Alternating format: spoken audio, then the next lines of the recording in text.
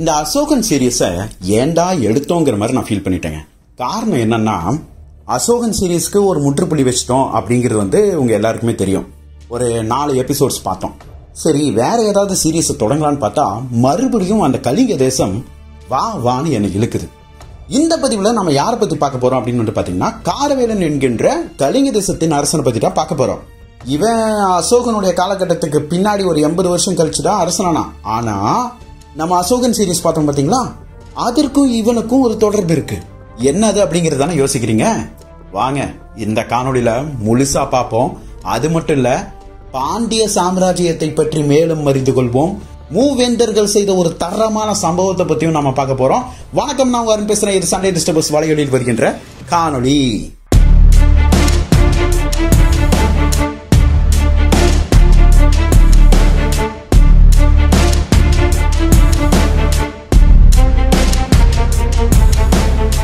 இந்த காணொளியில நம்ம காரவேலனை பத்தி முழுமையா தெரிஞ்சுக்க போறோம். அதுக்கப்புறம் காரவேலனுக்கும் தமிழர்களுக்கும் உள்ள தொடர்பை பற்றி அறிந்து கொள்ள போகிறோம்.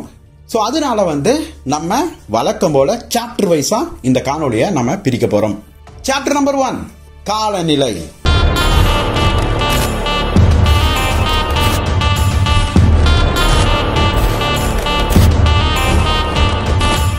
காரவேலனை பற்றி அறிந்து கொள்வதற்கு முன்பு நம்ம ஒரு கால அளவீடை நாம் பார்க்க வேண்டியதாக இருக்கு. இந்த கால அளவீடை அப்படிங்கிறது ஒண்ணும் கிடையாது.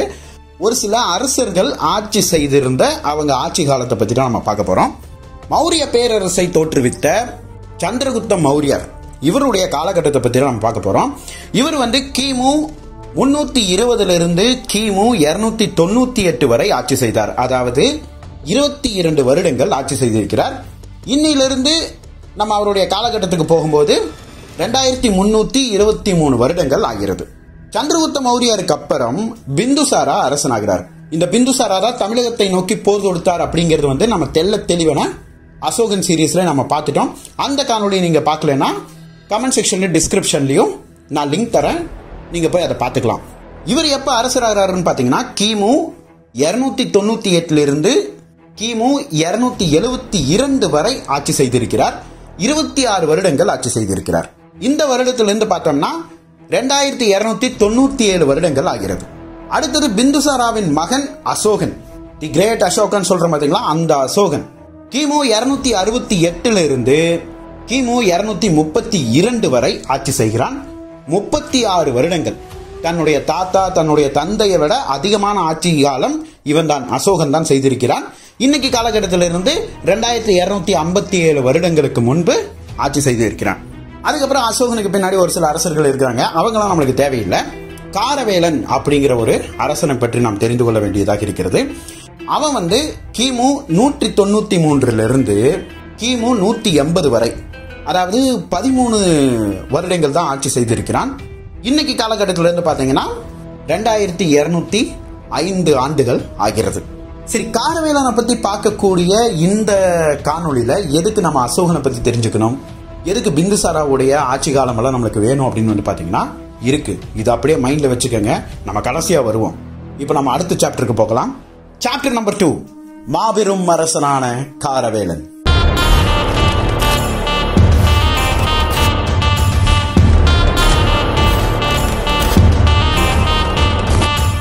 இந்த காரவேலன் என்னும் அரசன் கலிங்கத்தை ஆட்சி செய்த ஒரு அரசன். இவன் 13 ஆட்சி ஆண்டுகள் மட்டுமே ஆட்சி செய்த ஒரு அரசனாக கருதப்படுகிறான்.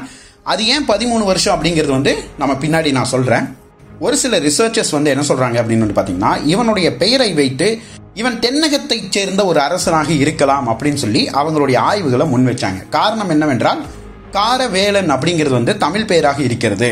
கார் என்பது கருப்பு நிறத்தை குறிக்கும், வேலன் என்பது முருகனை குறிக்கும், வாரியரை குறிக்கும், எப்படி வேணா நம்ம வச்சுக்கலாம். சோ அப்படி பார்க்கும் பொழுது காரவேலன் என்ற ஒரு பெயர் தென்னகத்தை சேர்ந்ததாக இருக்கிறது. இவனும் தென்னகத்தை சேர்ந்த ஒரு அரசனாக இருக்கலாம் அப்படின்னு சொல்லி முன் வச்சாங்க. ஆனால் அந்த ஆய்வுகளை பல வரலாற்று ஆசிரியர்கள் இல்ல இவன் தென்னகத்தை சேர்ந்தவன் எல்லாம் கிடையாது, ஏன்னா அவன் எந்த சாம்ராஜ்யத்தை சேர்ந்தவன் என்று அவனுடைய கல்வெட்டிலேயே அவன் கொடுத்துட்டான். அதனால நம்ம மறுபடியும் அவனோட பேரையெல்லாம் வச்சு நம்ம ரிசர்ச் பண்ண தேவையில்லை அப்படின்னு சொல்லிட்டாங்க. சரி, அப்படி இவன் எந்த சாம்ராஜ்யத்தை சேர்ந்தவன் அப்படின்னு கேட்டீங்கன்னா, அவனே அவனுடைய கல்வெட்டுல என்ன சொல்றானா, மகாமேகவாகன டைனாசிட்டியை சேர்ந்தவனானு அப்படின்னு சொல்லி காரவேலனே ஒரு கல்வெட்டை வச்சிருக்கிறாரு. இவர் ஜெயினிசம பின்பற்றின ஒரு அரசர், அதாவது சமண மதத்தை பின்பற்றிய ஒரு அரசர். இதற்கு முன்னாடி மௌரிய சாம்ராஜ்யம் பௌத்தத்தை தூக்கி பிடிச்சிட்டு இருந்தாங்க. ஆனா இவர் பின்னாடி ஜெயினிசம அதே கலிங்கத்துல தூக்கி பிடிக்கிறார். இந்த காரவேலன் என்னும் அரசன் பயங்கரமான போர் செஞ்சிருக்காருங்க. எண்ணி பார்க்காத அளவுக்கு அவருடைய எல்லைகளை விரிவுபடுத்தியிருக்கிறார். அதுவும் ஆட்சி செய்தது வெறும் 13 ஆட்சி ஆண்டுகள் தான். அதுல பாத்தீங்கன்னா ஒரே திசையில மட்டும் போர் நடத்தி போகாம பல்வேறு திசைகள் எல்லாம் அவருடைய படைகளை அனுப்பி வெற்றிகளை அப்படியே கூச்சிருக்கிறாரு. சரி, போர் மட்டுமே செய்த ஒரு அரசனான்னு பாத்தீங்கன்னா கிடையாது. மக்களுக்கு என்ன தேவையோ பொன்னும் பொருளும் அப்படியே அள்ளி கொடுத்த ஒரு அரசர். நம்மலாம் கடையல் வள்ளல்கள்னு சொல்றோம் பாத்தீங்களா, அந்த மாதிரி நார்த் இந்தியால இருந்த ஒரு வள்ளல்னே சொல்லலாம். அப்படி அவருடைய தானங்களை அள்ளி கொடுத்திருக்கிறாரு. மக்களுடைய வாழ்வாதாரத்துக்கும் நிறைய விடயங்களை அவர் செய்து கொடுத்திருக்கிறார். அப்படி மிகவும் நல்ல அரசன் தான் இந்த காரவேலன் என்னும் இந்த அரசன். சரி, நம்ம இந்த காரவேலனை பற்றி அறிந்து கொள்வதற்கும் நம்ம தமிழகத்திற்கும் இவனுக்கும் என்ன சம்பந்தம், இவன் என்ன செஞ்சான், இதனால நம்ம என்ன தெரிஞ்சுக்க போறோம் அப்படிங்கிறது தெரியருக்கு. இவனுடைய கால நிலைகள் இல்லைன்னா ஆட்சி ஆண்டுகளை நம்ம தெரிய வேண்டியதா இருக்கிறது. ஸோ அடுத்த சாப்டர் நம்பர் 3, காரவேலனின் காலநிலை.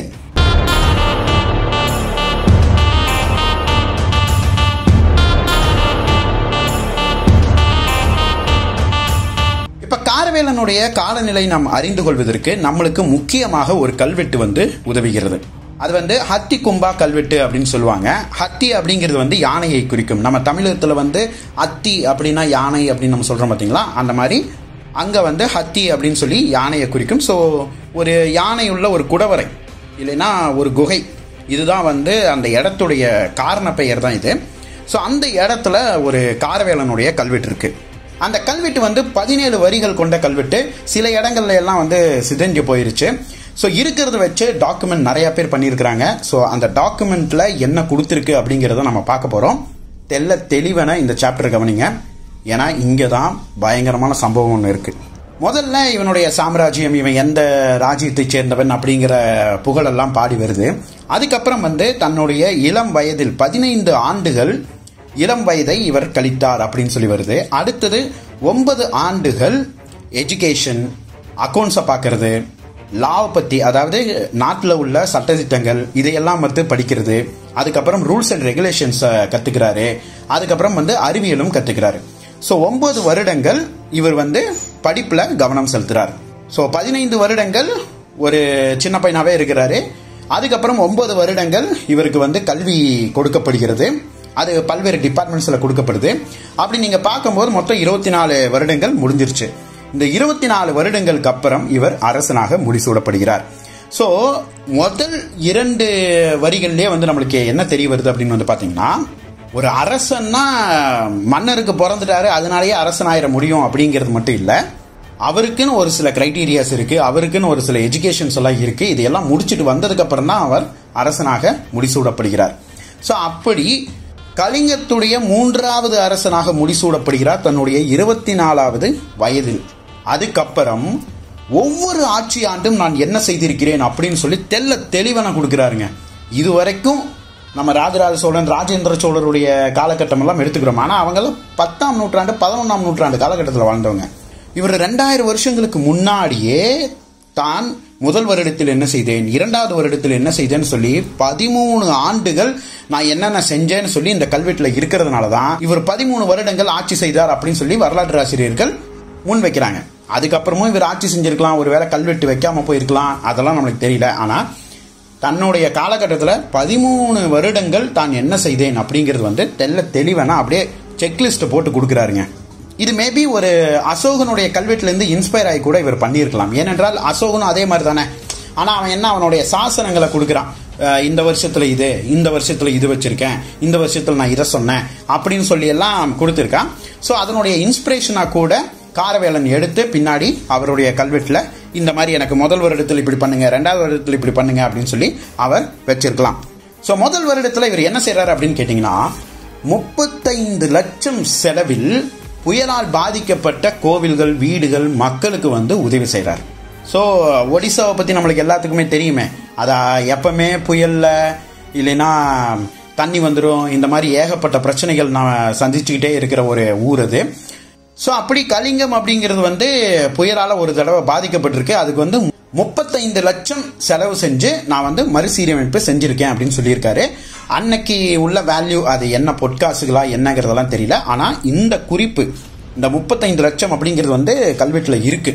அடுத்தது 2வது ஆட்சி ஆண்டு இவர் என்ன பண்றாரு அப்படின்னு கேட்டீங்கன்னா, போர் நடத்துகிறாருங்க. ஓகே, அது ஒரு பேரரசு. எங்க இருக்கிறாங்கன்னா வெஸ்டர்ன் காட்ஸ் இந்த பக்கம், அப்படியே கலிங்கம் ஈஸ்டர்ன் காட்ஸ்ல இருக்குன்னா அப்படியே எதிர்முனையில இருக்கிற இன்னொரு மிகப்பெரிய ஒரு சாம்ராஜ்யம். இந்த சாம்ராஜ்யத்தின் மீது போர் தொடுக்கிறாரு.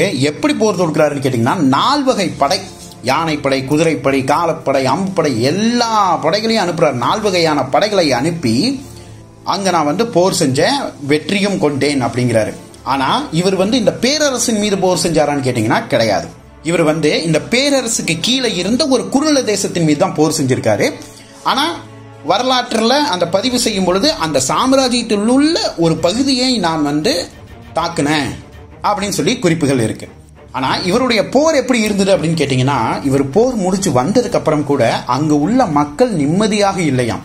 ஸோ அப்படிப்பட்ட ஒரு சேதத்தை நான் ஏற்படுத்தி கொண்டு வந்தேன்னு சொல்லிட்டு இவருடைய கல்வெட்டிலேயே பெருமையாக வைத்துக் கொண்டார். அடுத்தது 3வது வருடம் என்ன அப்படின்னு பாத்தீங்கன்னா, மியூசிக் கத்துக்கிறாரு, பாட்டு பாடுறாரு, டான்ஸ் கத்துக்கிறாரு, ஊர்ல நிறைய திருவிழா எல்லாம் நடத்துறாரு. ஸோ இவர் மட்டும் ஆனந்தமாக இல்லாமல் மக்களையும் ஆனந்தமாக வைத்துக் கொள்கிறார். அடுத்தது 4வது வருடம் இவர் என்ன செஞ்சார் அப்படின்னு பாத்தீங்கன்னா, கலிங்க தேசத்திலிருந்து எந்த ஒரு அரசனும் செய்யாத ஒரு விடயத்தை இவர் செய்கிறார் அப்படின்னு சொல்லி குறிப்பிடுது. அது மட்டும் இல்லாம ரத்திகாஸ், போஜகாஸ் அப்படிங்கிற இந்த 2 அரசர்களையும் தோக்கடித்து தன்னுடைய காலில் விழ வச்சிருக்கணும். அதுக்கப்புறம் அவங்க கிட்ட இருந்த குதிரைகள், நகை, பணம் என்னெல்லாம் இருக்குதோ அதையெல்லாம் எடுத்துட்டு இவனுடைய தேசத்துக்கு வந்திருக்கிறான். அதுக்கப்புறம் 5வது ஆட்சி ஆண்டு இவன் என்ன செஞ்சிருக்கான் அப்படின்னு பாத்தீங்கன்னா, நந்தர்கள் அப்படின்னு சொல்லி ஒருத்தங்க இருந்தாங்க பாத்தீங்களா, மௌரிய சாம்ராஜ்யத்துக்கு முன்னாடி. அவங்க ஒரு மிகப்பெரிய ஒரு கால்வாய் வெட்டி இருக்கிறாங்க. அந்த கால்வாயுடைய வயது 103 வருடங்கள் பழமையான அந்த கால்வாயை இவனுடைய தேசத்துக்கு கொண்டு வந்திருக்கிறான். ஸோ பணமெல்லாம் செலவு பண்ணி அந்த கால்வாயை நம்மளுடைய தேசம் வரை நீண்டு கொண்டு வாங்க அப்படின்னு சொல்லியிருக்கான். அதாவது மக்களுக்கு வேளாண்மைக்காகவும் நீர் தேவைகளுக்காகவும் அந்த ஒரு விடயத்தை அவன் செஞ்சிருக்கிறான். பயங்கரமான அரசனா இருக்கிறான்ல. முதல் வருஷம் பார்த்தா ஓகே, மக்களுக்கு நல்லா நல்லது பண்றான். அதுக்கப்புறம் ஒரு போர் எடுக்கிறான். அதுக்கப்புறம் மறுபடியும் மக்களுக்கு நல்லது பண்றான். மறுபடியும் போர் செய்யறான். மறுபடியும் மக்களுக்கு நல்லது பண்றான். இப்படியே போய்கிட்டு இருக்குல்ல. சோ அடுத்தது 6வது வருடத்தில் என்ன செய்யறான் அப்படின்னு பாத்தீங்கன்னா, எந்த ஒரு அரசனும் செய்யாத ஒரு வேலையை செய்யறாங்க. என்னன்னு கேட்டீங்கன்னா, டாக்ஸ் ஃப்ரீ. இது வரைக்கும் கலெக்ட் பண்ண எல்லா டாக்ஸையும் மக்களுக்கே திருப்பி கொடுத்துருக்கான். அதுக்கப்புறம் மேலும் அவங்க மற்ற தேசத்துல எல்லாம் போர் செஞ்சு பணம் எல்லாம் கொண்டு வந்தா பாத்தீங்களா, அது எல்லாமே அவனுடைய மக்களுக்கே கொடுக்குறான். வில்லேஜ்ல இருந்து சிட்டி வரைக்கும் எல்லாத்துக்கும் என்ன தேவையோ எல்லாமே கொடுங்க, மக்கள் எல்லாரும் சந்தோஷமா இருக்கட்டும் அப்படின்னு சொல்லி அப்படியே வாரி இறைக்கிறார் இந்த வள்ளல். ஸோ இப்படி தன்னுடைய 6வது ஆட்சி ஆண்டில் இப்படிப்பட்ட ஒரு அரசனாக இருந்தவர் 7வது ஆட்சி ஆண்டில் இவருக்கு ஒரு மகன் பிறக்கிறார் அப்படின்னு சொல்லி கல்வெட்டு வந்திருக்கு. ஸோ தன்னுடைய 31 இல்லைன்னா 30வது வயதுல அவர் அப்பா ஆகிறார். அதுக்கப்புறம் 8வது வருடம் மறுபடியும் 4 வகையான படைகளை நடத்தி செல்கிறார். எங்க? அப்படியே மதுரா சாம்ராஜ்யம் வரை, இன்னைக்கு டெல்லி இருக்கு பாத்தீங்களா, அது வரைக்கும் போறாரு. அதுல என்ன சொல்றாங்க அப்படின்னு கேட்டீங்கன்னா, இதுவரை அவர் கைப்பற்றாத இடங்களையும் கைப்பற்றி செல்கிறார் அப்படிங்கிறாங்க. ஸோ விட்டு வச்சதையெல்லாம் போய் மறுபடியும் அடிங்கிறா அப்படின்னு சொல்லிட்டு அவருடைய படைகளை நடத்தி, அதுவும் 4 வகை படைகள் செல்கிறது. அதுக்கப்புறம் கோரதகிரி அப்படிங்கிற அந்த மலைப்பகுதியையும் அவர் கேப்சர் பண்றார். ஸோ தன்னுடைய 8வது ஆட்சி ஆண்டில் இந்த வேலையெல்லாம் பண்ணிட்டு, அதுக்கப்புறம் 8வது ஆட்சி ஆண்டிலேயே இவர் சமண மதத்தை பின்பற்றினாலும் பிற மதத்தை சேர்ந்தவர்கள், பௌத்தத்தை பின்பற்றுவர்கள், பிராமணர்கள், சாதுக்கள் அப்படின்னு சொல்லுவாங்க. அதுக்கப்புறம் சமணர்கள், இவங்க எல்லாருக்குமே கிஃப்ட்ஸ் வழங்குறாரு. அவங்களுக்கு தேவை என்னவோ அதெல்லாம் கேட்டு செய்யறாரு. ஸோ அப்படிப்பட்ட எல்லா மதத்திற்கும் ஒரு நல்ல அரசனாகத்தான் இவர் இருக்கிறார். ஸோ 8வது வருடத்துல 2மே செஞ்சிடறாரு, போரும் செஞ்சிடறாரு, மக்களுக்கு நல்லதும் பண்ணிடுறாரு. அதுக்கு அடுத்தது 9வது வருடத்துல இப்பதாங்க இவருக்குன்னு ஒண்ணு செஞ்சுக்கிறாரு. என்னன்னா, ராயல் பேலஸ், ஒரு மிகப்பெரிய மகா விஜய பிரதச அப்படின்னு சொல்லிட்டு ஒரு மாபெரும் ஒரு அரண்மனையை கட்டுறாரு. அதுக்கு எவ்வளவு செலவு தெரியுங்களா? 38 லட்சம் செலவு பண்ணி ஒரு பேலஸ். ஆனா ஒரு பேலஸ் சொல்ல முடியாது, 2 பேலஸ் கட்டுறாரு. ஏன்னா ஒரு நதிக்கரையின் 2 முனையிலும் இவர் வந்து இந்த பேலஸை கட்டுறாரு அப்படின்னு சொல்லி கல்வெட்டு வருது. அப்போ 2 பேலஸ் கட்டியிருக்காரு. ஸோ 9வது ஆட்சி ஆண்டில் இவருக்குன்னு ஒரு வேலையை செஞ்சிருக்காரு. அடுத்தது 10வது ஆட்சி ஆண்டில் தன்னுடைய ஆர்மியை வந்து வலுப்படுத்துறார். இங்கே தான் மெயினான ட்விஸ்ட்டு. இதுவரைக்கும் போன இடத்துல எல்லாம் வெற்றி, அரசர்கள் மன்னர்கள் எல்லாம் வந்து இவருடைய காலில் விழ வச்சிருக்கிறார். இருந்தாலும் 10வது ஆட்சி ஆண்டில் he is building an army force. எதனால அப்படிங்கிறது வந்து பின்னாடி வர்ற விடயங்கள் சொல்லும். அதுக்கப்புறம் 11வது ஆட்சி ஆண்டு இவர் வந்து அவ சாம்ராஜ்யம், அதாவது அவ அரசர்கள் அப்படின்னு சொல்லி ஒரு சாம்ராஜ்யம் இருக்கு. இவங்க வந்து ஆக்சுவலா எங்க ஆட்சி செஞ்சவங்க அப்படின்னு வந்து பாத்தீங்கன்னா பர்மா பகுதியை ஆட்சி செஞ்சவர். சில வரலாற்று ஆசிரியர்கள் என்ன சொல்றாங்கன்னா இவர் பர்மா வரைக்கும் சென்று போர் செஞ்சிருக்கிறாரு அப்படின்னு சொன்னாங்க. இன்னும் சிலர் என்ன சொல்றாங்க அப்படின்னு கேட்டீங்கன்னா அது வரைக்கும் போறதுக்கு வாய்ப்பு இல்லை, வேற ஏதாவது இருக்கலாம் அப்படின்னு சொல்றாங்க. ஆனா அவருடைய கல்வெட்டை நம்ம தெளிவா படிச்சாவே அவரே வந்து என்ன சொல்றாரு அப்படின்னு கேட்டீங்கன்னா அவ அரசர்களுக்கு இருப்பிடமான அப்படின்னு சொல்றாரு. சரிங்களா? அப்போ அவ சாம்ராஜ்யம் பர்மால இருக்கு, ஆனா அவங்க அரசர்கள் வந்து இங்க தங்குகின்ற ஒரு இடமாக அவர் சொல்றாரு. ஆனா அதுக்கப்புறமும் என்ன சொல்றாருன்னா தென் திசையில் அப்படிங்கிறார். சரிங்களா? அப்போ தென் திசைனா கலிங்கத்திலிருந்து அப்படியே கீழே வராரு. கீழே வந்து அவ சாம்ராஜ்யம் இல்லைன்னா அவ அரசர்கள் வந்து தங்குகின்ற ஒரு இடத்தை நான் வந்து ஆக்கிரமிப்பு செஞ்சேன், அங்க இருக்கிற அரசர்களை தோக்கடிச்சேன் அப்படிங்கிறார். ஸோ மறுபடியும் ஒரு போர் நடந்திருக்கு. அது மட்டுமா செஞ்சாருன்னு கேட்டீங்கன்னா இந்த கழுதையை வச்சு உழுவாங்க இல்லையா, அதை செஞ்சிருக்காரு அந்த இடத்துல. இனி எவனுமே இங்க இருக்கக்கூடாது அப்படின்னு சொல்லிட்டு செஞ்சிருக்காரு. இது வந்து ஆக்சுவலா தொல்காப்பியத்திலாம் வர்ற ஒரு போர் முறை தான் நம்ம தமிழர்கள் பின்பற்றுகின்ற போர் முறை. சோழர்களை முற்றிலுமா வீழ்த்தினதுக்கு அப்புறம் பாண்டியர்கள் சோழர்களுடைய நிலத்தில் செய்த ஒரு காரியம் இது தொல்காப்பியத்திலையும் இருக்கு. ஆனா ஏன் காரவேலன் இதை செய்கிறான் அப்படிங்கிறது வந்து ஒரு மிகப்பெரிய ஒரு கேள்விக்குறியா இருக்கு. ஏன்னா இந்த மாதிரி வழக்கு முறை வந்து தமிழர்களிடம் தான் இருந்தது. ஆனா காரவேலன் ஏன் இதை செய்திருக்கிறான் அப்படிங்கிறது வந்து ஒரு மிகப்பெரிய ஒரு கேள்விதான். இல்லைன்னா முன்னாடி அறிஞர்கள் எல்லாம் சொன்னாங்கல்ல அவருடைய பேரே தமிழ்ல தானே இருக்கு, இவனும் தமிழ் மரபை சேர்ந்தவன் தான் அப்படின்னு சொல்றாங்க பாத்தீங்களா, அப்படி கூட இருக்கலாமோ அப்படிங்கறதும் ஒண்ணு இருக்கு. இல்லைன்னா யாராவது போய் அந்த ஊர்ல அப்படியெல்லாம் செய்வாங்க நீ இப்படி செய்ய அப்படின்னு சொல்லி கொடுத்துருக்கலாம். சரி, அவர் கழுதை வச்சு உழுதோட்டினதெல்லாம் ஒரு பக்கம் இருக்கட்டும். அதுக்கப்புறம் ஒரு மிக தரமான ஒரு சம்பவம் ஒன்று பண்றாரு 11வது ஆட்சி ஆண்டுல. தமிழ தேச சங்காத்தம் அப்படிங்கிற ஒரு விடயத்தை நான் பிளந்தேன் அப்படிங்கிறார். இது வேற ஒண்ணு இல்ல, தமிழர்களுடைய சங்கம் ஒன்றை நான் பிளந்தேன் அப்படிங்கிறார். சோ காரவேலனுடைய ஆட்சி காலத்துல 11வது ஆட்சி ஆண்டு தான் அவன் தமிழர்களுக்கு எதிராக ஒரு விடயத்தை செய்கிறான், அதுவும் பிளவு ஏற்படுத்தினேன் அப்படிங்கிறான். அது வந்து போரெல்லாம் கன்சிடர் பண்ண முடியாது. சரிங்களா? அடுத்தது வந்து 12வது ஆட்சி ஆண்டு என்ன செய்யறான்னு பாத்தீங்கன்னா மறுபடியும் வடக்க நோக்கி ஒரு சில படைகளை அனுப்பி பகஸ்திம்ஸ்தா அப்படிங்கிற ஒரு அரசனை தன்னுடைய காலில் விழ வைக்கிறான். அதாவது அவனுடைய ராஜ்யத்தையும் வெற்றி அடைஞ்சு என் காலில் உழு, அப்பதான் உன்னை வந்து நான் மன்னிச்சு விடுவேன் இல்லைன்னா கொன்றுவேன் அப்படின்னு சொல்லி மிரட்டுறான். அவனும் வந்து காலில் விழுந்து ஐயோ என்னை விட்டுருங்க அப்படின்னு சொல்லி ஓடிடுறான். இந்த வெற்றியை அவர் எப்படி கொண்டாடுறாரு அப்படின்னு வந்து பாத்தீங்கன்னா 2000 ரூபாய் செலவு செஞ்சு, அதாவது 2000 ரூபாய்ன்னு சொல்லக்கூடாது, 2000 செலவு செய்து நாடு முழுக்க பேனர் வச்சேன் அப்படிங்கிறார். அதாவது கொடி பறக்க இந்த வெற்றியை நான் கொண்டாடினேன் அப்படிங்கிறார். ஸோ செல்ஃப் ப்ரமோஷனும் செஞ்சிருக்கிறார். இதுக்கப்புறம் இதே 12வது ஆட்சி ஆண்டு இன்னொரு விஷயமும் அவர் செஞ்சிருக்காரு. என்னன்னு கேட்டீங்கன்னா பாண்டியர்களை வீழ்த்தி பாண்டியர்களிடமிருந்து குதிரைகள், நவரத்தினங்கள், பாண்டியனுடைய மிக மதிப்புள்ள முத்து மாலைகள், யானைகள், இவை அனைத்தும் எனது தேசத்திற்கு நான் கொண்டு வந்தேன் அப்படிங்கிறார்.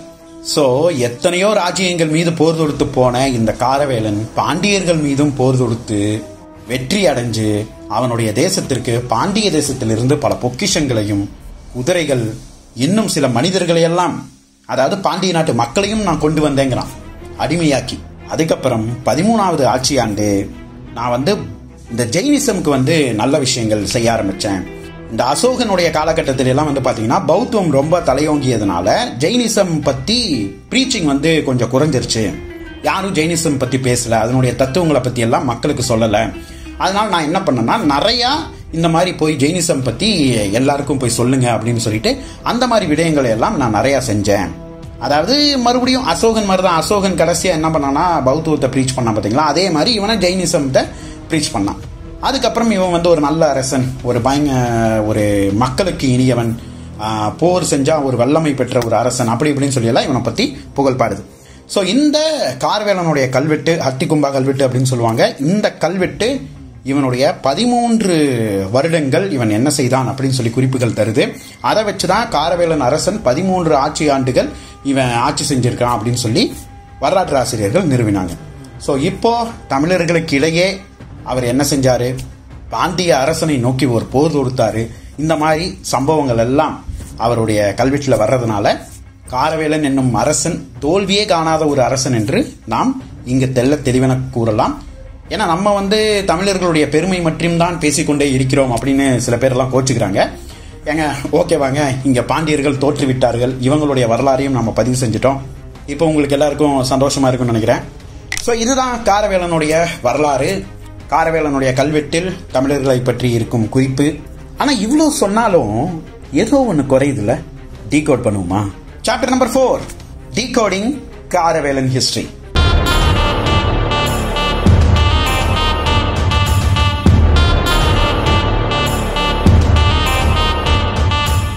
இப்போ இவர் முதல் ஆட்சி ஆண்டுல என்ன செஞ்சாரு, இரண்டாவது ஆட்சி ஆண்டுல என்ன செஞ்சாரு அப்படிங்கறதெல்லாம் நம்ம பார்த்தோம். ஆனா நம்மளுக்கு தேவையானது இவர் போர் செஞ்ச வரலாறுகள் மட்டும்தான். சோ அதனால 2வது ஆட்சி ஆண்டு, 4வது ஆட்சி ஆண்டு, 8வது ஆட்சி ஆண்டு, 11வது ஆட்சி ஆண்டு, 12வது ஆட்சி ஆண்டு, இதை மட்டும்தான் நம்ம பார்க்க போறோம். இதுல இவரோட முதல் போர் அப்படிங்கிறது பாத்தீங்கன்னா சதகர்ணி அப்படிங்கிற ஒரு மாபெரும் சாம்ராஜ்யத்தின் ஒரு பகுதியைத்தான் இவர் போய் அடிச்சிருக்கிறாரு. அங்க உள்ள ஒரு குருள தேசத்தின் அரசை இவர் அடிச்சிருக்கிறாரு. அதுவும் எப்படின்னா அவரே குறிப்பிடுறாரு, it was like a attack அப்படிங்கிறார். அதாவது திடீர் என்று போய் இவர் தாக்குதல் செஞ்சிருக்கார். நான் உங்க தேசத்தை நோக்கி போர் தொடுத்து வரப்போறேன், எப்ப போர் வச்சுக்கலாம் அப்படிங்கிற அறிவிப்பெல்லாம் இல்லை. டைரக்டா இவர் படைகள் போய் அங்க அட்டாக் செஞ்சிருக்கு. அது மட்டும் இல்லாம இவர் ஏற்படுத்திய அந்த சேதம் அந்த ஊர் மக்கள் இந்த போர் முடிஞ்சும் அவர்கள் அழுதார்கள், அவர்கள் நிம்மதி இல்லாம வாழ்ந்தார்கள் அப்படின்னு சொல்லி இவரே குறிப்பிடுறார். அப்படிப்பட்ட ஒரு போரை நடத்திய அரசன் தான் காரவேலன். முதல் போரே அப்படி பயங்கரமான போர். அதுக்கு அடுத்தது 2வது போர் செஞ்சார் பாத்தீங்களா. 2 அரசர்களை அடிபணிய வைத்திருக்கிறார். தன்னுடைய காலில் விழுடா அப்படின்னு சொல்லிட்டு விழ வச்சு அவங்க தேசத்துல உள்ள பொக்கிஷங்கள், பொன்னும் பொருளும் எல்லாம் எடுத்துட்டு வந்திருக்கிறாரு. எடுத்துட்டு இவங்க நாட்டு மக்களுக்கு கொடுத்திருக்கிறார். சோ எல்லாத்தையும் எடுத்து இவரே வச்சுக்கல, மக்களுக்கும் கொடுத்திருக்கிறார். சோ 2வது போரும் எப்படி இவர் போர் நடத்திட்டு வந்துட்டார்னா அந்த தேசம் எழுவதற்கு பல ஆண்டுகள் ஆகும். அந்த மாதிரி ஒரு சேரத்தை தான் இவர் செய்து விட்டு வந்திருக்கிறார். அடுத்தது 8வது வருடத்துல மறுபடியும் 4 வகையான படைகள் அனுப்பி விட்ட இடத்தையெல்லாம் போய் கேப்சர் பண்ணுங்கடா அப்படின்னு சொல்லிட்டு மதுரா சாம்ராஜ்யம் டெல்லி வரைக்கும் அவருடைய படைகள் அனுப்பி அவர் கேப்சர் பண்ணி அங்கிருக்கின்ற பொருட்களையும் எடுத்துக்கொண்டு வருகிறார். 4 போர்களை பார்த்தாச்சு. அடுத்தது அந்த அவ கிங் அப்படின்னு சொல்லுவாங்க, அதான் அந்த பர்மா பகுதியில் இருக்கிறாங்க பாத்தீங்களா, அவங்க தங்கி இருந்த இடம் அந்த ஆந்திரா பகுதியில தென்னகத்தை நோக்கி அங்க கழுதியே ஓட்டிட்டு போயிட்டாங்க. ஸோ அந்த அளவுக்கு அவங்க இருந்த இடத்த இல்லாம பண்ணுவாங்க பாத்தீங்களா, அந்த மாதிரி அவர் பண்ணியிருக்கிறாரு. ஸோ இது அவருடைய 4வது போர். அதுக்கப்புறம் 5வது போர் பாண்டியர்களிடம். சரிங்களா, தன்னுடைய வாழ்நாளில் 5 போர் செஞ்சிருக்கிறாரு. அதுல கடைசி போர் பாண்டியர்களிடம். அங்கேயும் அவர் என்ன செஞ்சிருக்காரு, நான் விலையுயர்ந்த பாண்டியனுடைய முத்துக்கள், எப்படி கொற்கை முத்துக்கள், விலையுயர்ந்த முத்துக்களை எல்லாம் எடுத்துக்கொண்டு வந்தேன், பல தங்கம் வைடூரியங்களை எல்லாம் எடுத்துக்கொண்டு வந்தேன், குதிரைகளை எடுத்துக்கொண்டு வந்தேன், யானைகளை எடுத்துக்கொண்டு வந்தேன், அதாவது அந்த நாட்டில் இருக்கிற செல்வங்களை எல்லாம் நான் எடுத்துக்கொண்டு வந்தேன்னு சொல்றார். இப்போ காரவேலன் என்னும் ஒரு அரசன் நல்ல அரசன் தான், ஆனால் அவன் கலிங்கத்திற்கு மட்டுமே நல்ல அரசனாக ஆட்சி செய்திருக்கிறான் அப்படிங்கிறது இவனுடைய வரலாறு வச்சு தெரியுது. காரணம், ஒரு அரசன் போய் ஒரு இடத்தை கேப்சர் பண்ணிட்டா அந்த ராஜ்யம் இவனுக்கு கீழே வந்துடும். அப்போ அந்த ராஜ்யத்துடைய நலனையும் அந்த ராஜ்யத்துடைய டெவலப்மெண்ட் இல்லைன்னா எல்லை பிரச்சனை எல்லாம் பார்த்துக்க வேண்டியது ஒரு அரசனுடைய கடமை.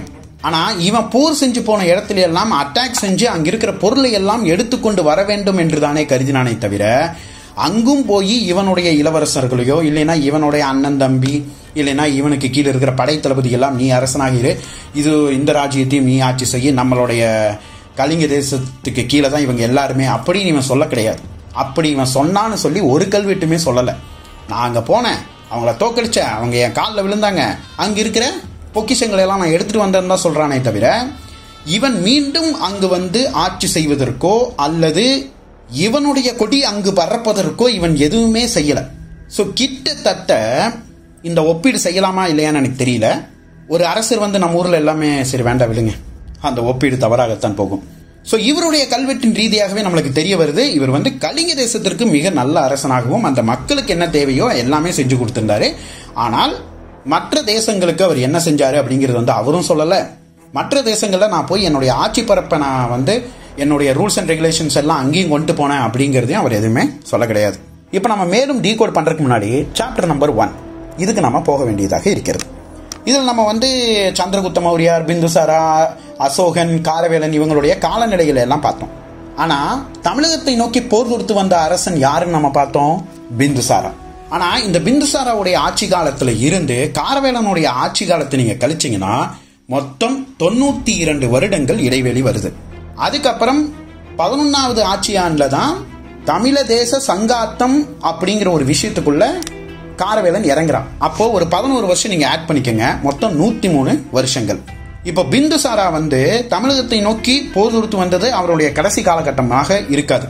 ஒரு 5-6 வருஷம் இல்லைன்னா ஒரு 10 வருஷம் நீங்க பின்னாடி தள்ளி போடுங்க. ஏனென்றால் பிந்துசாரா வந்து போர் தொடுத்து வந்ததுலேயே நம்ம தெளிவனை பார்த்தோம். முதல்ல கோசலர் வருவாங்க, அப்புறம் வடுகர் வர்றாங்க, அப்புறம் மௌரியர் வர்றாங்க. கிட்டத்தட்ட பல இடைவேளிகள் கடந்து தான் வர்றான். ஏன்னா ஒரு மிகப்பெரிய ஒரு பாதை அமைக்கப்படுகிறது, அதுல எல்லாம் வர்றாங்க. அதுக்கு ஒரு 2-3 வருஷம் ஆயிருக்கும். ஸோ இப்படி பல வருடங்கள் கழித்து தான் பிந்துசாரா அவனுடைய படைகளை அனுப்பி கொண்டே இருக்கிறான். ஸோ அப்போ ஒரு 10 வருஷம் நீங்க வந்து ஒரு எக்ஸாம்பிள் எடுத்துக்கங்க. அப்போ பிந்துசாராக்கும் காரவேலன் அரசனுக்கும் இடையே இருக்கின்ற வருடங்கள் 92. காரவேலன் ஆட்சி செய்து தமிழர்களுக்கு இடையே வந்த காலம் வந்து 11 ஆட்சி ஆண்டு. அப்ப 92 கூட்டல் 11 103 வருடங்கள் ஆயிருச்சு. இப்ப பிந்துசாராவுடைய ஆட்சி காலத்துல நீங்க ஒரு 10 கழிச்சிருங்க. ஏன்னா ஒரு 10 ஆண்டுகளுக்கு முன்னாடி இருந்தே வர்றாரு அப்படின்னு நீங்க வச்சுக்கிட்டீங்கனாலும் 113 ஆண்டுகள் இந்த இடைவெளி நம்ம கால்குலேட் பண்ணலாம். இது எதுக்கு நான் இந்த 113 அப்படிங்கறத நான் சொல்றேன்னா, இப்ப வாங்க அந்த தமிழ தேச சங்காத்தம்னா ஒரு சங்கம். இன்னைக்கு கூட பல பேர் பேசும்போது உன் சங்காத்தமே வேண்டாண்டா சாமி அப்படின்ட்டு ஓடுவாங்க. சங்காத்தம்னா என்னன்னா ஒரு கூட்டணி, சரிங்களா? ஸோ தமிழ தேச சங்காத்தம் அப்படின்னா மூவேந்தர்களும் ஒன்றாக இருந்த ஒரு சங்கம், இல்லைன்னா சங்காத்தம் அப்படின்னு சொல்லி இங்க குறிப்பிடுறாங்க. யாரு? சேரன், சோழன், பாண்டியன் இவங்க 3 பேரும் சேர்ந்து ஒரு கூட்டமைப்பு வச்சிருந்திருக்கிறாங்க. அந்த கூட்டமைப்பு என்ன அப்படிங்கிறது வந்து பாருங்க. இந்த கூட்டமைப்புக்கு யாரு? இவன் காரவேலன் வந்து நான் பிளவு ஏற்படுத்தினேன் அப்படிங்கிறான். இன்னும் தெளிவர சொல்லணும்னா கல்வெட்டுல வந்து பிந்ததி அப்படிங்கிற ஒரு வார்த்தை வருது. அதுக்கு வந்து பிளவு ஏற்படுத்தினேன் அப்படிங்கிறது தான் பொருள். அப்போ இவன் வந்து சண்டையெல்லாம் போடல. 11வது ஆட்சி ஆண்டுல வந்து ட்விஸ்ட் ஆடுறான். இவங்க காரவேலனுடைய ஹிஸ்டரி நீங்க எடுத்துக்கிட்டீங்கன்னா அது வந்து ராஜதந்திரம்னு சொல்லுவாங்க. தவறெல்லாம் கிடையாது, ராஜதந்திரம் பண்ணலாம். ஏன்னா அரசர்களுடைய வழக்கில் அது செய்யலாம் அப்படின்னு சொல்லி இருக்கு. ஸோ அப்படி பார்க்கும்போது அவன் ஒரு ராஜதந்திரம் செஞ்சிருக்கிறான். நம்ம தமிழகத்திலிருந்து பார்க்கும்போது அது ஒரு ட்விஸ்ட் ஆடி இருக்கான், ஒரு கேம் ஆடி இருக்கான், ஒரு பிளவை ஏற்படுத்தி அதை உடைச்சிட்டேன் அப்படிங்கிறான். அது மட்டுமா சொன்னா, 113 வருடங்களாக இருந்த இந்த தமிழ தேச சங்காதத்தை நான் உடைத்தேன்கிறான். அவனுக்கு அதுல ஒரு பெருமை, ஒரு கௌரவம். பல நாட்டுடைய அரசர்களை தன்னுடைய காலில் அடிப்பணிய வச்சான் பாத்தீங்களா, அந்த மாதிரி ஒரு ஆனந்தம் அவனுக்கு. இல்லைன்னா அதை விட மிகப்பெரிய ஒரு ஆனந்தம். அதனாலதான் அவனுடைய கல்வெட்டுல அதை நான் சொல்றான். ஏன்னா இது ஒரு வீரமிக்க செயல் நம்ம கூட சொல்லலாம். ஏன்னா பிளவு தானே ஏற்படுத்துறான், வந்து ட்விஸ்ட் தான் ஆடுறான், ராஜேந்திர மூலமா உடச்சுதான் விடுறான்.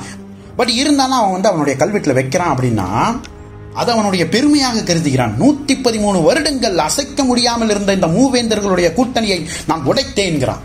யாரு? பிந்துசாராவுடைய காலகட்டத்தில் தொடங்கியது இந்த கூட்டமைப்பு. வடக்க இருந்து எவனும் நம்மளுடைய எல்லைக்குள்ள வரக்கூடாதுன்னு சொல்லி மூவேந்தர்களும் சேர்ந்து ஒரு ராணுவ கூட்டமைப்பாக இருந்திருக்கிறார்கள் என்பதற்கு மிகப்பெரிய ஒரு சான்று காரவேலனுடைய கல்வெட்டு. பிந்துசாராவுடைய நம்ம அந்த டீகோடிங்ல வீடியோல கூட நம்ம என்ன பார்த்தோம், இருந்திருக்கலாம் தான் நினைச்சோம். ஆனா அது இருந்திருக்கலாம் இல்ல, இருந்திருக்கிறது என்று எடுத்துக்காட்ட காரவேலன் வந்து நிக்கிறான். அதைத்தான் நான் முன்னாடி இந்த காணொலி ஆரம்பிக்கிறதுக்கு முன்னாடியே சொன்னேன். இந்த அசோகன் சீரீஸை ஏன் ஆரம்பிச்சேன்னு தெரியலங்க, என்ன சுத்தி இதுக்கு இந்த கலிங்க தேசத்துக்குள்ளேயே இழுக்குதுன்னு நான் சொன்ன பாத்தீங்களா, அதுக்கு இதுக்கு தான் காரணம். பிந்துசாராவுடைய ஆட்சி காலத்தில் தொடங்கிய அந்த கூட்டணி பிந்துசாராவையும் உள்ளே நுழைய விடவில்லை.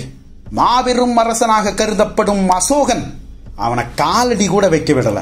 அதுக்கப்புறம் இன்னும் பல அரசர்கள் வராங்க, 5-6 அரசர்கள், ஒண்ணுமே செய்ய முடியல. காரவேலன் வர்றான், நான் பிளவு ஏற்படுத்தினா, ஆமா நான் ட்விஸ்ட் தான் ஆடினேன், ஆனா இருந்தாலும் அது என்னுடைய தேசத்தின் நன்மைக்காக அவன் கல்வெட்டில் வச்சிருக்கான். எப்படி ஏன்னா பின்னாடி வர்ற வரலாற்று ரீதியா புலவர்கள் எல்லாரும் தப்பு சொல்லுவாங்கல்ல, ஏப்பா என்னப்பா இப்படி போய் பண்ணிட்ட, இதெல்லாம் ஒரு அரசனா இருந்து பண்ணலாமாப்பா, போய் முதுகுல குத்துற மாதிரி ஒரு காரியத்தை பண்ணியிருக்கிறியே அப்படின்னு யாராவது கேட்கக்கூடும் என்றுதான் அவன் தெளிவன சொல்றான். டு சேஃப்கார்ட் மை கண்ட்ரிங்கிறான், கலிங்கத்தை காப்பாற்றுவதற்காக நான் இதை செய்தேன்கிறான். இதுவரைக்கும் அவன் முன்னாடி வச்ச எல்லா அரசரையும் காலில் அடிப்பணிய வச்ச ஒரு கௌரவமான ஒரு கர்வம் கொண்ட ஒரு அரசன் இப்படி ஒரு விஷயத்த செஞ்சுட்டு காரணம் தேடுறான் பாருங்க. எனது நாட்டுக்காக நான் செஞ்சேன், அது என்ன இப்போ அப்படிங்கிறான்.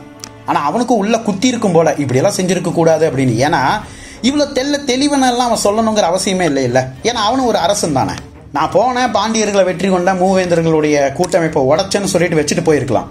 ஆனா மக்கள், அவனோட காலகட்டத்தில் வாழ்ந்த மக்கள், பக்கத்தில் இருக்கிற தேசத்தின் அரசர்கள் எல்லாரும் பாக்குறாங்க, இப்ப என்னடா பண்ண போற அப்படின்னு சொல்லி எல்லாரும் கேள்வி கேட்கக்கூடும். அதனால அவன் சொல்றான், என்னுடைய தேசத்தின் நல்லதுக்காக நான் அப்படி பண்ணேன், அதுல என்ன தப்பு இருக்கு அப்படிங்கிற மாதிரி அவன் ரொம்ப அழகா அந்த கல்வெட்டை வச்சுட்டு போயிட்டான். அதனால தான் நமக்கும் தெரிய வருகிறது, தமிழ தேச சங்காதத்தை உடைத்த இந்த காரவேலன் 11வது ஆட்சி ஆண்டுல உடைச்சிட்டாங்க. மூவேந்தர்களுடைய கூட்டமைப்பை உடைச்சிட்டு அடுத்த வருஷம் 12வது வருஷம் பாண்டியனை நோக்கி படையெடுத்திருக்கான். புரியுதுங்களா? அது வரைக்கும் எவனாலையும் உள்ள நெருங்க முடியல. அதை உடைச்ச உடனே பாண்டிய தேசத்தை நோக்கி படையெடுத்திருக்கிறான். மேபி அந்த காலகட்டத்தில், காரவேலனுடைய காலகட்டத்தில் சோழர்களும் சேரர்களும் சரி நீ பாண்டிய தேசத்தோட மட்டும் போர் செஞ்சுக்க அப்படின்னு சொல்லி விலகி இருக்கலாம். இல்லைனா சேரர்களுடைய புகழும் சோழர்களுடைய புகழும் குன்றி இருக்கலாம். அப்போ மிகப்பெரிய ஒரு ராஜ்யமாக பாண்டியர்கள் மட்டுமே இருந்திருக்கலாம். அது என்னங்கிறது நம்மளுக்கு தெரியல. ஆனால் பாண்டியனுடைய நிலத்தில் இவன் போர் செஞ்சிருக்கான், வெற்றி அடைஞ்சிருக்கான்னு அவனுடைய கல்வெட்டு கூறுது. சரி, டீகோட் இது மட்டுமா முடிஞ்சதுன்னு கேட்டீங்கன்னா இல்ல, இன்னும் இருக்கு. என்னன்னு கேட்டீங்கன்னா, இது வரைக்கும் அவன் நான் போனேன், அங்க போனேன், அங்க அடிச்சேன், அந்த அரசன் காலில் விழுக வச்சேன், நான் அங்கிருந்து பொண்ணு எடுத்துட்டு வந்தேன், பொருள் எடுத்துட்டு வந்தேன், இப்படி கௌரவமா வச்சுட்டு இருந்த ஆளு கடைசியா சொல்றான், என்னுடைய யானைப்படை அழிந்ததுங்கிறான். எப்படி யானைப்படை அழிந்து விட்டது, தான் கொண்டு போன படகுகள் எல்லாம் உடைந்து விட்டதுங்கிறான். சரிங்களா? அது மட்டும் இல்லாம இந்த போர் மிகவும் கடினமானது அப்படிங்கிறான். யாரு? காரவேலன் சொல்றான். இதுவரைக்கும் அவன் சென்ற இடமெல்லாம் வெற்றி, அவன் வர்றான்னு தெரிஞ்சா எல்லாரும் நடுநடுங்கி போயிருந்த காலகட்டத்தில் காரவேலன் குறிப்பிடுறான், இந்த போர் கடுமையாக இருந்தது அப்படிங்கிறான். 4 வகை படை நடத்தி சென்றேன் என்று கௌரவமாகவும் கர்வமாகவும் கல்வெட்டு வைத்த காரவேலன் சொல்கிறான், எமது யானை படைகள் காணாமல் போனது, எமது படகுகள் உடைந்து போனதுங்கிறான். யாரு கூட போர் செய்யும் போது? பாண்டியர்களோட போர் செய்யும் பொழுது. கல்வெட்டுல ஒரு வார்த்தை வருதுங்க, பரிகரத்தி அப்படின்னு சொல்லிட்டு. இந்த வார்த்தைக்கு என்ன பொருள்னா 2 வகையா சொல்லலாம். With little difficult, with great difficult. அதாவது கடினப்படாமல் கிடைத்த வெற்றி, இல்லைன்னா கடினப்பட்டு கிடைத்த வெற்றி. இப்படி 2 வகையான ஒரு ஸ்டேட்மெண்ட்டுக்கும் இதை பயன்படுத்தலாம். ஸோ கல்வெட்டில் இந்த வார்த்தை வந்ததுனால காரவேலனை புகழ்ந்து பாடுபவர்கள் எல்லாருமே என்ன சொன்னாங்கன்னா, பாண்டியர்களுக்கு நடந்த போரில் இவன் ரொம்ப கஷ்டப்படல அப்படிங்கறது தான் குறிப்பிடுறான் அப்படின்னு சொன்னாங்க. இன்னும் பொதுவா இருக்கிறவங்க, இல்லைன்னா தென்னகத்தை இருக்கிறவங்க எல்லாரும் என்ன சொன்னாங்கன்னா, இல்ல அப்படி பார்த்தா அப்ப எல்லா தேசத்தின் வெற்றிகளையும் இவன் ரொம்ப பிந்தாசாரான சொல்றான், நான் அங்க போனேன் ஜெயிச்சேன் அப்படின்னு தானே சொல்றான். அப்ப எல்லாமே அவனுக்கு ஈஸியா தான் இருந்திருக்கு. எங்க அவனுடைய படைகள் கடினப்பட்டிருக்கிறதோ அதைத்தான் அவன் குறிப்பிடணும். அப்ப அதைத்தான் அவன் குறிப்பிட்டிருக்கான். அப்படின்னா அவன் கஷ்டப்பட்டு தான் பாண்டியர்களுக்கு எதிராக நடந்த போரில் அவன் கஷ்டப்பட்டிருக்கான், அவனுடைய படைகள் கஷ்டப்பட்டிருக்கு, அவனுடைய படைகள்லாம் உடஞ்சிருக்குன்னு சொல்றான். இன்னுமாயா அவங்களுக்கு புரியல அப்படின்னு சொல்லி எல்லாம் அவங்களுடைய கருத்துக்களை முன்வைக்க ஆரம்பிச்சாங்க. அது மட்டும் இல்ல, இறுதியாக ஒண்ணே நல்லா கவனிங்க, இவன் பாண்டிய நாட்டின் மீது நான் போர் தொடுத்தேன், அதுக்கப்புறம் அங்கிருக்கின்ற யானைகள், குதிரைகள், பாண்டிய தேசத்தின் முத்துக்கள், தங்கம், வைடூரியம் எல்லாத்தையும் நான் எடுத்துட்டு வந்தேன், கூடவே பாண்டிய தேசத்தின் மக்களையும் நான் கூட்டிக் கொண்டு வந்தேன்கிறான். இங்கதான் ஒரு மிகப்பெரிய ஒரு கேள்வி, இல்லைன்னா ஒரு ட்விஸ்டே வருது. இந்த மக்களை இவன் அடிமையாக கூட்டிக் கொண்டு வந்தானா, இல்ல ஏதாவது சமரசம் பேசி எல்லாரும் சமாதானம் பேசி வந்தாங்களா? ஏன்னா இதுவரைக்கும் அவன் நடத்தி செஞ்ச போர்ல உள்ள எந்த ஒரு தேசத்திலிருந்தும் மக்களை இவன் கூட்டிட்டே வரல, அடிமைப்படுத்தி யாரையும் இங்க கூட்டிட்டே வரல. வெறும் அங்க இருக்கிற பொண்ணும் பொருளும் தான் எடுத்துட்டு வந்திருக்கிறானே தவிர. ஆனா பாண்டிய தேசத்தின் மட்டும் குறிப்பிடும் போது இங்க இருக்கிற மக்களையும் நான் கூட்டிக் கொண்டு சென்றேன்கிறான். ஏன் அப்படிங்கிறது தெளிவென நம்மளுக்கு தெரியல. அடுத்தது, பாண்டிய அரசனை வெற்றி கொண்டிருந்தால் அவன் காலில் கண்டிப்பாக விழ வச்சிருப்பான். ஏன்னா இவன் எல்லா அரசர்களையும் தன்னுடைய காலில் விழ வச்சிருக்கான். அதை வந்து கௌரவமாகவும் வச்சிருக்கான். ஆனால் பாண்டிய அரசனை ஏன் இவன் காலில் உழ வைக்கல அப்படின்னா, நம்ம இவன் முதல் நடத்தினா பார்த்தீங்களா ஒரு போர், சதகர்ணி சாம்ராஜ்யம். அந்த மாபெரும் சாம்ராஜ்யத்திடம் போய் அந்த மாபெரும் அரசனிடம் இவன் போய் போர் செய்யல. அங்கே இருக்கிற ஒரு குறுநில தேசத்தின் அரசன் மீது அவன் போர் செஞ்சிருக்கான். அதை அவனே சொல்றான். அதே மாதிரி பாண்டிய தேசம் மிகப்பெரியதாக இருந்திருக்கலாம். பாண்டிய தேசத்தின் எல்லையில் இல்லைன்னா ஒரு பகுதியில் மட்டும் இவன் போர் செஞ்சு அங்கிருக்கிற படைகளை மட்டும் இவன் கொண்டு போயிருக்கலாம். ஏன்னா இவன் பாண்டிய அரசனோடு நான் போர் செஞ்சேன், அவனை நான் தோக்கடிச்சேன், அவன் என் காலில் விழ வச்சான் அப்படின்னு பாண்டிய அரசனை பற்றி ஒரு குறிப்புமே இல்லை. பாண்டிய நாடுன்னு மட்டும்தான் சொல்றானே தவிர பாண்டிய அரசனை பற்றி இங்க எந்த குறிப்புமே இல்லை.